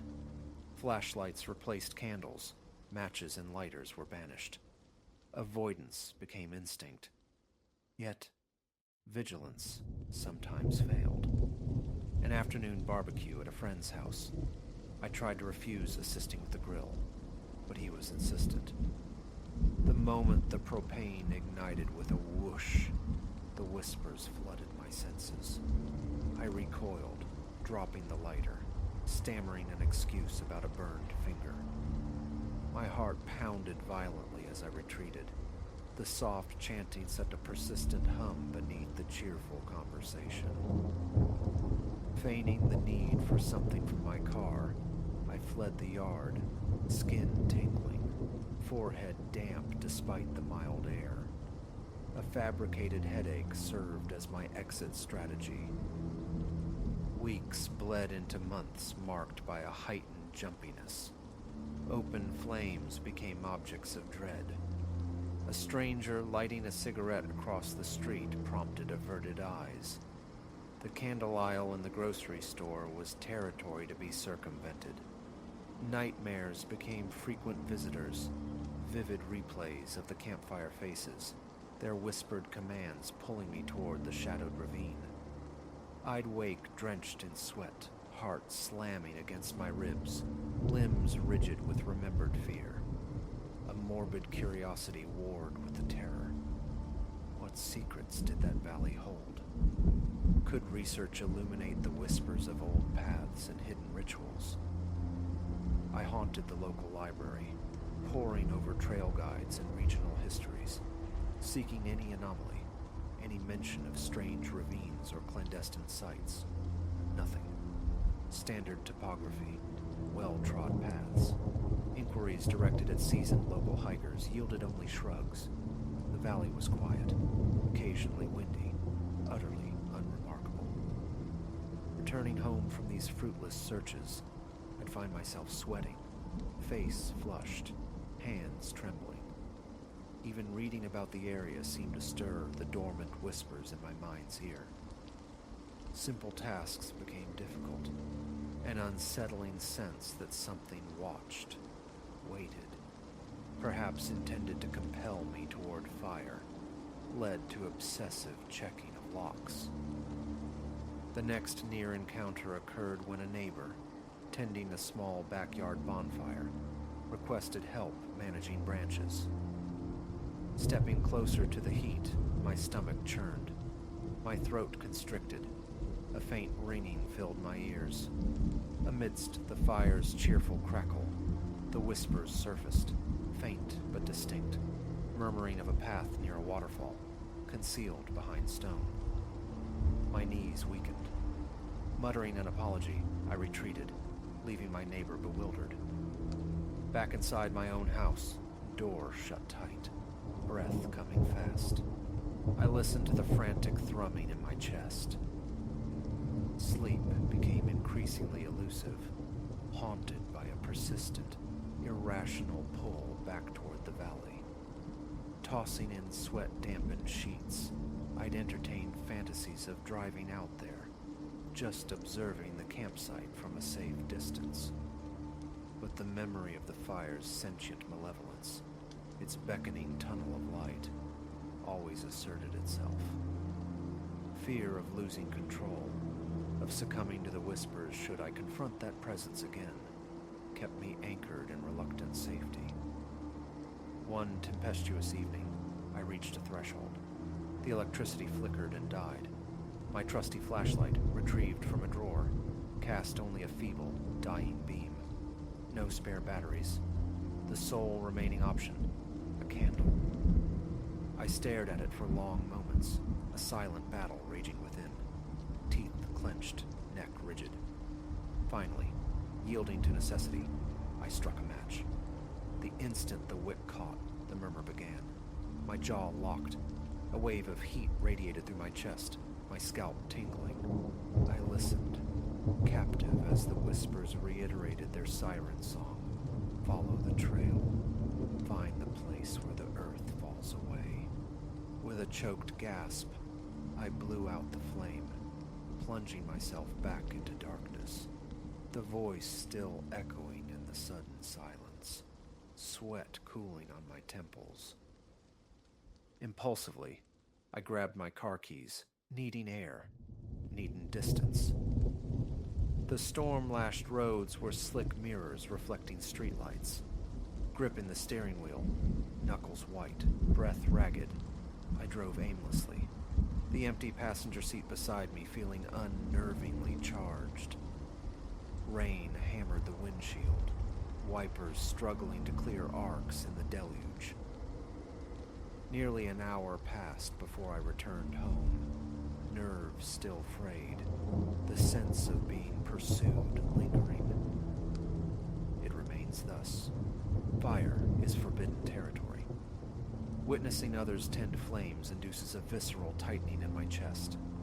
Every encountered spark, every flicker, carries the potential for that voice, whispering its unchanging litany of hidden paths, deep terrestrial scars, and obscure rituals. My nights are restless landscapes of anxiety. My days are tightrope walks of avoidance. The valley remains unvisited, a place of potent dread and magnetic pull. Something there wants me, of that I am certain, but the courage to face it remains elusive. Explaining this to a doctor, a therapist, feels futile. The inevitable diagnoses of stress, hallucination, would fall short. This is no mere figment. I know what I heard, what I continue to hear, if I dare let my mind conjure the image of a flame. The memory is branded onto my senses, my body reacting as if perpetually crouched by that malevolent fire, captive to its spectral faces and insidious words. There is no cessation, no ignoring it. I exist alongside it, navigating each day with the hope of avoiding the trigger. Sometimes I succeed. Sometimes necessity or carelessness forces an encounter with a match, a lighter, and the whispers return, immediate and insistent. That night in the valley irrevocably altered the texture of my reality. Why the flames birthed those visages, why their whispers fixate on that ravine, remains an agonizing mystery. I only know they do. I know I am bound to it. It is a constant presence, hovering just beyond perception, awaiting the spark that grants it voice. To describe it feels inadequate, reductive. It possesses no poetry, no symbolism. It is simply there, a real voice, born of real fire, commanding me toward a place I fear to tread. It is here. It is real. I hear it. I feel its pull. And I doubt I will ever light another fire without listening for its return.